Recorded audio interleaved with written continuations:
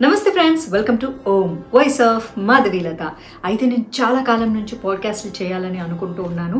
సనాతన ధర్మం గురించి, దానిపైన జరుగుతున్న దాడి గురించి మీకోసం ప్రత్యేకమైన వ్యక్తుల్ని తీసుకొచ్చి వాళ్ళ ద్వారా నాకున్నటువంటి డౌట్స్, అలాగే సోషల్ మీడియాలో ఎంతోమంది వేస్తున్నటువంటి ప్రశ్నలకి సమాధానాలు ఇవ్వాలనుకుంటున్నా.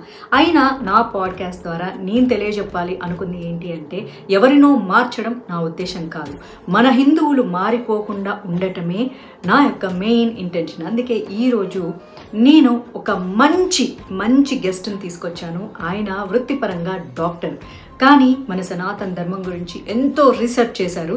సో ఈరోజు ఆ ప్రత్యేకమైన వ్యక్తితో మనకున్నటువంటి సందేహాలన్నీ తెలుసుకుందాము. ఇంకెందుకు ఆలస్యం, మనం ఆ గెస్ట్ దగ్గరికి వెళ్ళిపోదాం. నమస్తే భాస్కర్ రాజు గారు, చాలా సంవత్సరాల తర్వాత మళ్ళీ వాయిస్ ఆఫ్ మాధవీలతలోకి ఎంట్రీ ఇచ్చారు. ఇంతకుముందు డిస్కషన్స్ నడిచింది, బట్ ఈసారి ఫుల్ ఫ్లెడ్జ్డ్ గా జనాల్లో ఉన్న డౌట్స్ ని నేను మిమ్మల్ని అడగాలనుకుంటున్నాను. నాకు కూడా కొన్ని డౌట్స్ ఉన్నాయి. ఎందుకంటే మనం ఎడారి మతాల గురించి కాదు, మన హిందువుల్లోనే చాలా మందికి సగం నాలెడ్జ్ కాదు, అసలు 10% నాలెడ్జ్ కూడా లేకుండా పోయింది.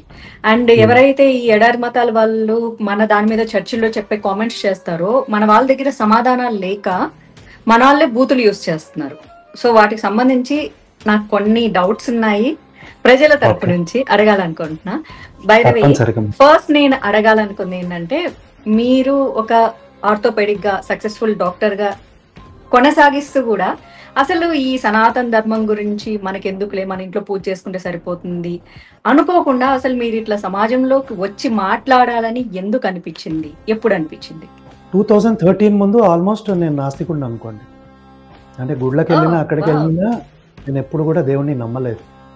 తర్వాత కొన్ని పరిస్థితుల్లో కొందరితో డిస్కషన్లు అయ్యి దేవుడు లేడని నేను, ఉన్నాడని వాళ్ళు, ఇలా చాలా చర్చలు జరిగాయి. తర్వాత ఎందుకైనా రీసెర్చ్ చేద్దామని బుక్స్ కొనుక్కోవడం, భగవద్గీత ఫస్ట్ టైం అప్పుడు చదివాను. ఫస్ట్ టైం కాదు, అది సెకండ్ టైం భగవద్గీత చదివిన తర్వాత చాలా ఇంట్రెస్ట్ వచ్చింది. తర్వాత భాగవతం, ఇక సరే దేవుడు తెలుసుకోవాలంటే సనాతన ధర్మం ఒకటే కాదు కదా, అన్ని గ్రంథాలు చదవాలి. సో బైబిలు, ఖురాను ఇవన్నీ చేసుకొని చదవడం మొదలుపెట్టాను. అప్పటి వరకు నా సొంత రీసెర్చే నడిచింది. అంటే నేనేదో రీసెర్చ్ చేసుకొని నా దగ్గరే పెట్టుకున్నాను. బట్ తర్వాత నాకు తెలిసింది ఏంటంటే, సోషల్ మీడియాలో చాలా దుష్ప్రచారం జరుగుతుంది అని నాకు తెలిసిన తర్వాత ఇంకా బయటికి వచ్చి నేను కూడా చెప్పాలి అనిపించింది. అప్పుడే నేను డిసైడ్ చేశాను చెప్పాలి ఇది అని. అదర్వైజ్ నాకు రావాల్సిన అవసరం లేదు, అంత టైం కూడా లేదు. నైస్ అండి. అంటే మీరు ఒక ఏథిస్ట్ గా ఉండి, అంటే మీరు సెలెక్టివ్ ఏథిస్ట్ గా ఉన్నారా, లేకపోతే 100% ఏథిస్ట్ గా ఉన్నారా? 100% లాజికల్ గా, అసలు ఏది దేవుణ్ణి నమ్మే వాడిని కాదన్నమాట. ఓకే, ఎందుకంటే ఇప్పుడు మనం సొసైటీలో సెలెక్టివ్ ఏథిస్ట్ లని చూస్తున్నాం. వాళ్ళు ఓన్లీ హిందూ ధర్మాన్ని మాత్రమే అటాక్ చేస్తూ ఉంటారు. అవునమ్మా. గుడ్ అండి. అయితే రీసెంట్ గా నేను ఒక కామెంట్స్ చూసాను, చాలా మంది అదే కామెంట్ పెట్టడం జరుగుతుంది. ఎందుకంటే నేను కూడా రామాయణ మహాభారతాలు అంత పెద్ద గ్రంథాలు చదవలేదు. మీరు చేసిన రామాయణం సిరీస్ నేను మీ ఛానల్లో వినడం జరిగింది.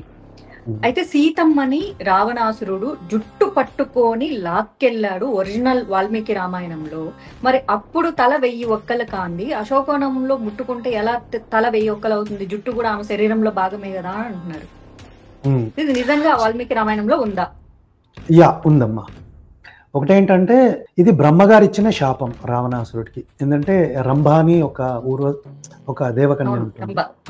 సో ఆమెతో తప్పుగా బిహేవ్ చేస్తాడు రావణాసురుడు. అప్పుడు బ్రహ్మగారు శాపం పెడతారు. అంటే ఎదుటి స్త్రీ పర్మిషన్ లేకుండా ఆమెతో సంగమిస్తే నీ తల 1000 ఒక్కలు అవుతుంది అని. పోతే ఇక్కడ రావణాసురుడు ఫిజికల్ గా ఎత్తుకెళ్ళాడు, కానీ ఆమె మీద ఏం అత్యాచారం చేయలేదు. సో దీనికి చాలా డిఫరెన్స్ ఉందండి. అదే అంటున్నారు, జుట్టు పట్టుకుంటే జుట్టు కూడా ఆమె శరీరంలో భాగమే, మరి అప్పుడు ఎందుకు ఒక్కలు అవ్వలేదని. సో అంటే ఆమెతో శారీరకంగా కలిస్తేనే, సో అందుకే కదా మరి అంటున్నారు రావణాసురుడు చాలా మంచోడు అని. అంటే నాకేమనిపిస్తుందో తెలుసా, పాపం మరి వీళ్ళ భార్యల్ని కూడా ఎవరైనా ఎత్తుకెళ్తే అలానే మొక్కుతారా, పూజలు చేస్తారా అని అనిపిస్తుంది.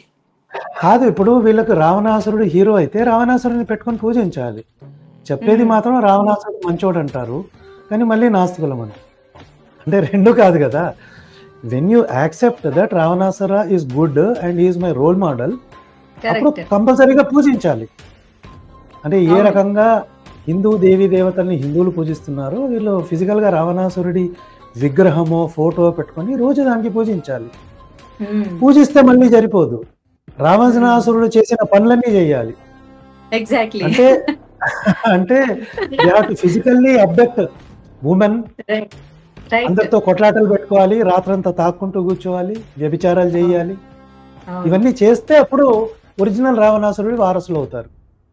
బట్ బట్ అలా అదర్వైజ్ చేస్తే వాళ్ళ ఇంట్లో పెళ్ళాలు కాళ్ళు ఎరగొడతారు కదా!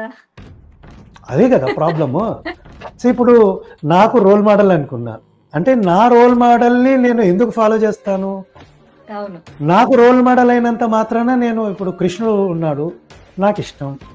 సో హ్మ్. కృష్ణుడు చేసినవన్నీ మీరు కూడా చేస్తారా అని ఒక క్వశ్చన్ మీరు నన్ను అడగాలి వెంటనే యాక్చువల్గా. హ్మ్. హ్మ్. అడుగుతున్నారు రోల్ కదా! మోడల్ ఇప్పుడు అంటే కృష్ణుడు ఇంతమందిని పెళ్లి చేసుకున్నాడు కదా! ఫస్ట్ ఆఫ్ ఆల్ ఆయన క్యారెక్టర్ యాక్చువల్లీ వుమెన్ క్యారెక్టర్ అసాసినేషనే కాదు, మేల్ క్యారెక్టర్ అసాసినేషన్ ఎక్కువగా జరిగేదంటే కృష్ణుడి మీదే. అవును అవును. హ్మ్. సో అప్పుడు మనకు రోల్ మోడల్ ఎందుకు అవుతారంటే వాళ్ళు ధర్మాన్ని పాటించారు కాబట్టి రోల్ మోడల్ అవుతారు. రైట్. అదే రావణాసురుడు చేసింది కూడా వీళ్ళు చేయాలని నేను ఎందుకు అంటున్నానంటే వాళ్ళు చేసిన దౌర్జన్యాలే వీళ్ళకి తెలియదు కదా. ఇప్పుడు రావణాసురు అంటే వీళ్ళంతా ఏంటంటే ఒక బుక్ను పట్టుకొని అవును. రావణాసురుడు హీరో అంటున్నారు. అంటే వీళ్ళు ఎప్పుడు కూడా రామాయణాన్ని చదవలేదమ్మా వీళ్ళు. రైట్. వీళ్ళు ఎప్పుడు చదవలే. అక్కడ ఒక బుక్లో ఉంది కాబట్టి ఏది రామాయణంలో రావణాసురుడు అలాగే చేశాడని అనుకుంటున్నారు వీళ్ళు. హ్మ్. అంటే వీళ్ళ మీద జాలి పడాలి. ఎందుకంటే రీసెంట్గా చాలా మందిని చూసాం, వేదాలలో ఏముంది నేను ఎందుకు చదవాలంటాడు ఒకడు, కరెక్ట్. మళ్ళీ నువ్వు చదివావా అంటే చదవలేదంటాడు. మరి నువ్వు చదవకుండా ఎందుకు కామెంట్ చేస్తున్నావు? అది కదా అవును. మనకు వచ్చే. ఇప్పుడు ట్రూ. చదివి విమర్శించవచ్చు ఎవరైనా. అవును. ఇప్పుడు నేను చదివానన్నా, నాకు అర్థం కాలేదు ఆర్ అర్థమైంది, ఒక డౌట్ వచ్చింది, ఆ డౌట్ని నేను ఎక్స్ప్రెస్ చేయడంలో తప్పలేదు. అసలు కరెక్ట్. గ్రంథాలు చదవకుండా అవన్నీ వేస్ట్ అని చెప్తూ మళ్ళీ దాన్ని నేను క్రిటిసైజ్ చేస్తే అది తప్పు. So right. As a intellectual you have to be intellectual. అది నా పాయింట్. యూస్ఫుల్ స్టూపిడ్స్ అయితే వీళ్ళందరూ. సో యూస్ఫుల్ స్టూపిడ్స్ అంటే వీళ్ళు ఏంటంటే ఒక మూసగా ఒకటి ఏదన్నా వాట్సాప్ లో ఫార్వర్డ్ చేసేస్తే అదే నిజం అనుకునేసి దాని వెనక వాళ్ళు ఎందుకు పోరాటానికి వెళ్తారో, వాళ్ళు ఎందుకు రోడ్ల మీదకి వెళ్తారో, వాళ్ళు దేనికి ఆ పాయింట్లు మాట్లాడుతున్నారో ఏమీ తెలియదు. Yes. సో అంటే వాళ్ళకి వాళ్ళు యూస్ఫుల్ గా ఉంటున్నారు కానీ బట్ స్టూపిడ్ పనులు చేస్తున్నారని. సరే మీరు అంటే వేదం గురించి ఇప్పుడు చెప్పండి.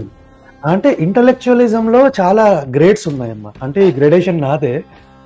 ఇప్పుడు ఫస్ట్ గ్రేడ్ ఏంటంటే మీరు చెప్పినట్టుగా వాట్సాప్లో ఫేస్బుక్లో ఎక్కడో ఒక పోస్ట్ వస్తుంది, అది బ్లైండ్గా నిజమని నమ్మేసే ఫస్ట్ లెవెల్ వాళ్ళు. అవును. రెండో లెవెల్ వాళ్ళు ఏం చేస్తారంటే గ్రంథాలు చదువుతారమ్మా. వీళ్ళు గ్రంథాలు చదువుతారు, చదవరని కాదు, గ్రంథాలు చదువుతారు కానీ వాచకాలు అంటే ఇప్పుడు ఉంటాయి కదా, రామాయణం అంటే చిన్న చిన్న బుక్కులు కూడా రామాయణం వస్తుంది. అవును. అవును. రామాయణం ఒరిజినల్గా 24,000 శ్లోకాలు, అంత చదవాలంటే చాలా టైం పడుతుంది.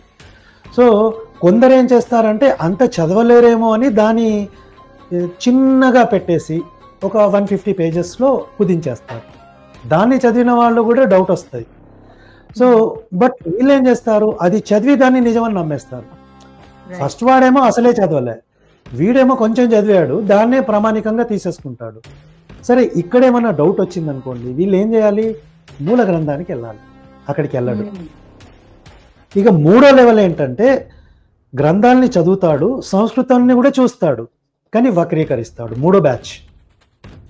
నాలుగో బ్యాచ్ అంటే కావాలని వక్రీకరించడమా లేకపోతే వాళ్ళకి సంస్కృతం రాకపోవడమా? వక్రీకరణ అంటేనే కావాలని చేసేది. ఓకే. వక్రీకరణ అంటేనే కావాలని చేసేది. ఇక నాలుగో లెవెల్ ఏంటంటే మా టైప్ అన్నమాట. మేమేం చేస్తామంటే అన్నీ చదువుతాము, డీటెయిల్గా సంస్కృతానికి వెళ్ళి చదువుతాము, డౌట్ వస్తే మళ్ళీ వెళ్తాము, మూల గ్రంథాలకి వెళ్ళి రిఫర్ చేస్తాము, వీలైతే ఎవరన్నా ప్రవచనాలు చెప్పిన వాళ్ళు ఉంటే వాళ్ళ వీడియోస్ కూడా చూస్తాము, వాళ్ళు ఎందుకు చెప్పారు, ఏం చెప్పారు. సో అప్పుడు ఏది నిజం ఏది అబద్ధం అనేది కన్ఫర్మ్డ్గా తెలుస్తుంది అన్నమాట. సో ఈ 4 గ్రేడేషన్స్లో 4th లెవెల్లో ఉన్న వాళ్ళు చాలా తక్కువ మంది ఉంటారు. ఈ క్లారిఫికేషన్ చాలా ఇంపార్టెంట్. అంటే మనకు చదువుకునే పుస్తకాలే మనం మొహాలు చూడము, ఒక్క పుస్తకం అయితే వాళ్ళలాగా వెళ్ళి చదువుకోవచ్చు. మనకేమో ఇన్ని పుస్తకాలు మళ్ళీ ఇన్ని గ్రేడేషన్స్ ఉన్నాయంటే అంత ఓపిక ఎక్కడ ఉంది అంటారు మనుషులకి?